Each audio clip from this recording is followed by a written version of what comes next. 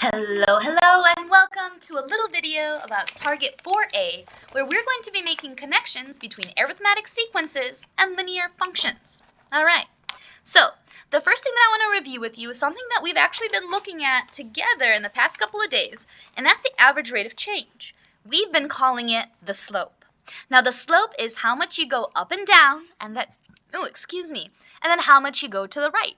So in this case, it looks like to get from one point to the other, and we always go from left to right, we go down 4 spaces to the right 2.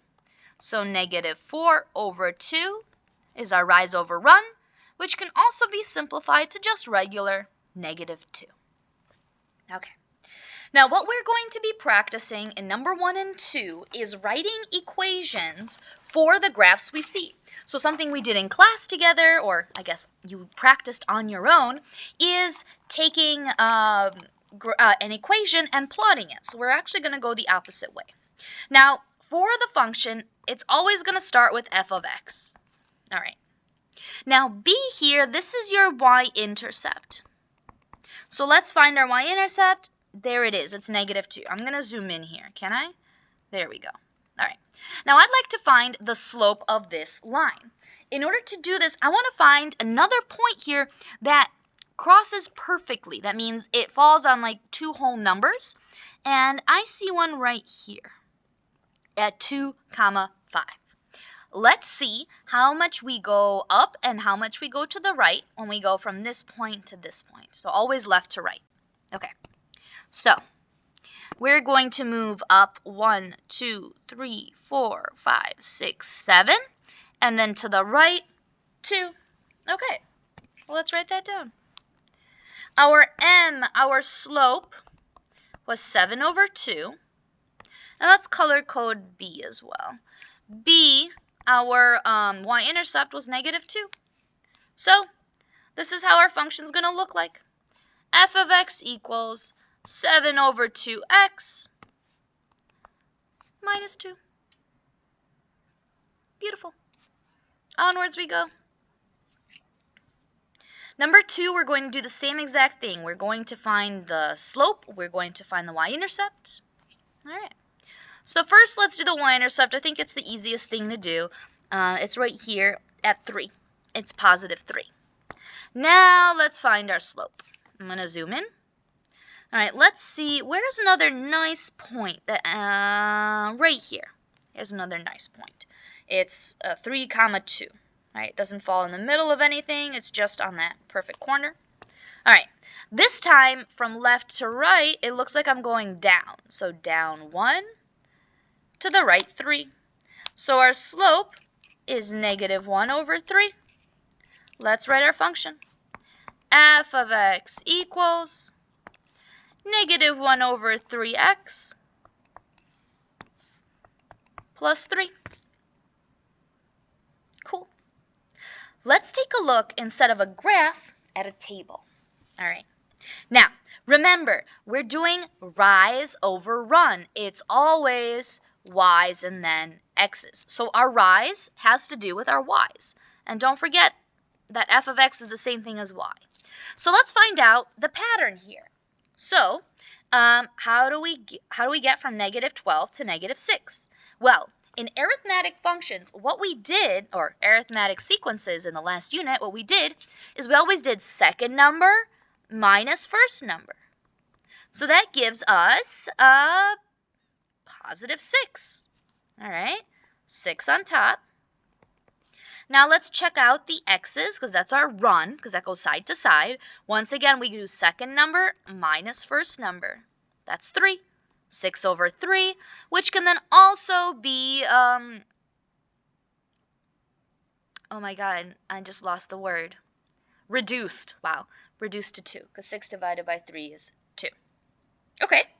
Write a function. Sure. Well, we have m, but do we have b? Well, luckily for us, b is when x is 0, our y-intercept, and that happens right there.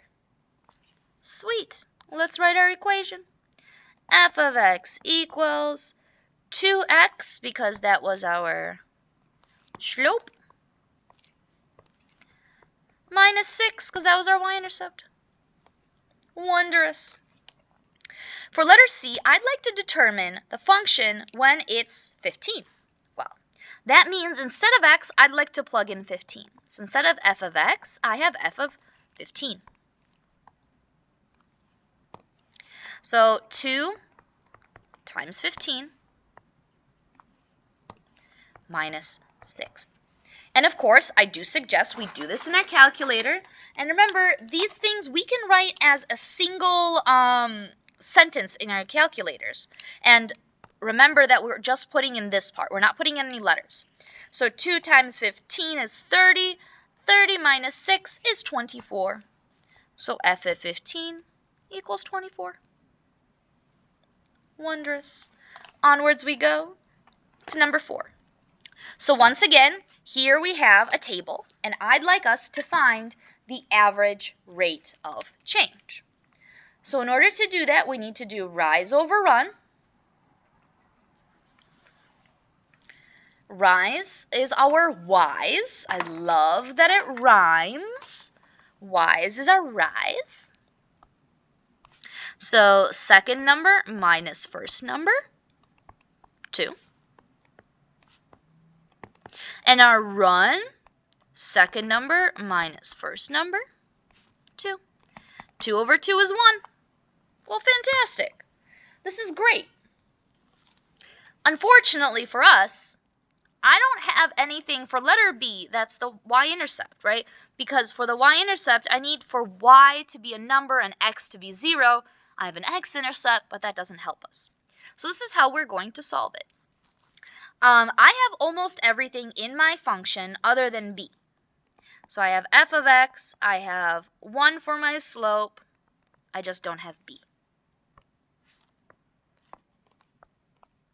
Okay, so what I'm going to do is I'm going to pick literally any point I feel like and plug it into my function. I feel like using the first one that we have, when x is 5 and y is negative 2. So I'm going to put a negative 2 instead of y, instead of f of x. And then instead of x, I'm going to put that 5. All right. So what I have here is negative 2 equals 5 plus b. And does anyone remember, I'm just going to write this out, the operation that undoes this positive 5? Hopefully you remember that to undo a plus or a positive, we subtract. So negative 7 equals b. So for our final answer, f of x equals 1x minus 7. I know that was a lot, but we got there.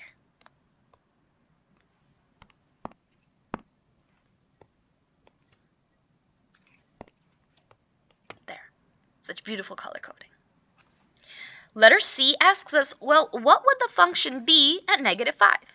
So instead of x, I'm going to plug in negative 5. So 1 times negative 5 minus 7.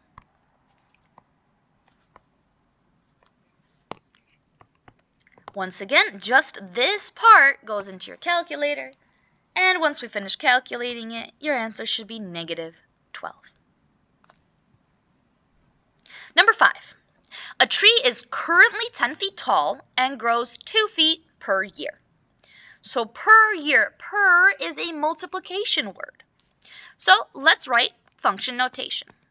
F of x equals, the tree is currently 10 feet tall, and that's a plus sign, 10 feet tall, currently 10, that's not changeable, and is a plus sign, grows 2 feet per year.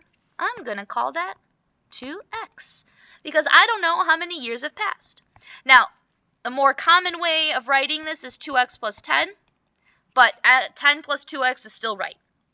Letter B asks us, well, how tall will the tree be in 5 years? That means we plug 5 in for x.